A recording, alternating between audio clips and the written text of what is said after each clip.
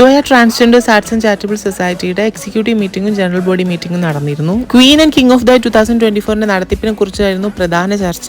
രാവിലെ വളരെ ഹെൽത്തി ആയിട്ടുള്ള ഒരു എക്സിക്യൂട്ടീവ് മീറ്റിംഗ് നടന്നു. അതിനുശേഷം ജനറൽ ബോഡി മീറ്റിംഗ് നടന്നു. പ്രസിഡന്റ്, സെക്രട്ടറി, രക്ഷാധികാരി, ജോയിന്റ് സെക്രട്ടറി, വൈസ് പ്രസിഡന്റ് എല്ലാവരും സംസാരിച്ചു. എക്സിക്യൂട്ടീവ് അംഗങ്ങളും ജനറൽ ബോഡി അംഗങ്ങളും അവരുടെ അഭിപ്രായം പങ്കുവച്ചു. പിന്നെ സാൻജോ സ്റ്റീവിന്റെ ബർത്ത്ഡേ ആയിരുന്നു.